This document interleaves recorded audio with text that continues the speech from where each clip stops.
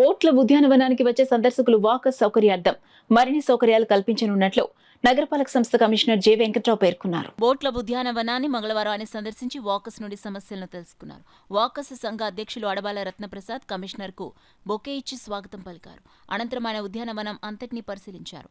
Gym పరికరాలు repair చేయించాలని, మరుగుదొడ్లను క్రమబద్ధంగా శుభ్రపరచాలని, ఏడాకుల చెట్లను తొలగించాలని, మార్కెట్ వైపు మరుగుదొడ్లను నిర్మించాలని వాకర్స్ కమిషనర్ ను కోరగా సానుకూలంగా స్పందించారు. గ్రంథాలయ నిర్వహణ కొరకు ఒక గదిని కేటాయిస్తానని ఆయన వాకర్స్ కి హామీ ఇచ్చారు. అన్నా క్యాంటీన్ ను పునరుద్ధరించనున్నందున పరిసరాలను శుభ్రం చేయమని అధికారులను ఆయన ఆదేశించారు. కార్పొరేషన్ కమిషనర్ వెంట SC Satyakumari, MHO doctor Prithvicharan, AE రమేష్తో పాటు వాకర్స్ సంఘ ప్రతినిధులు దాసరి శ్రీధర్, రాఘవరావు, శ్రీరామరాజు, పోతుల బాబురావు, వెంకట్రావు, రమణారావు తదితరులు పాల్గొన్నారు.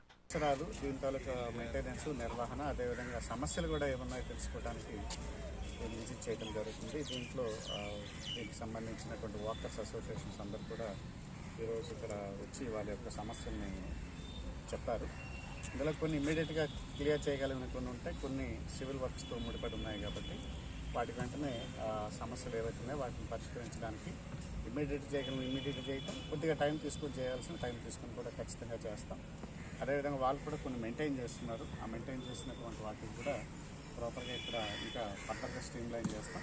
దీనికి ఎలక్షన్ టైంలో ఎంసీసీ ఉంది కాబట్టి రెగ్యులర్ టెండర్ ద్వారా మన మెయింటెనెన్స్ చేయడానికి ఒక ఏజెన్సీని కూడా అపాయింట్ చేయడం అప్పట్లో కుదరలేదు. ఇప్పుడు ఎంసీసీ కంప్లీట్ అయింది కాబట్టి టెండర్స్ ఫైనలైజ్ చేసి రెగ్యులర్గా మెయింటైన్ చేయడానికి ఒక ఏజెన్సీని కూడా అపాయింట్ చేయడం జరుగుతుంది. అదేవిధంగా ఫ్రీక్వెంట్గా ఎవ్రీ 2 మంత్స్కి ఒకసారి వచ్చి దీన్ని కూడా తిరిగి సమస్యలు కూడా ఫర్దర్గా ఏమైనా ఉంటే వాటిని కూడా చేయడం జరుగుతుంది. మా సిబ్బంది వెంటనే ఇవాటి నుంచే దీని మీద కరెక్టివ్ యాక్షన్స్ అనేది మొదలు పెడుతున్నారు. ఇంకా ఫర్దర్గా ఏమైనా ఉంటే వాటిని కూడా సమస్యను పరిష్కరించడానికి ఖచ్చితంగా చర్యలు తీసుకుంటారు.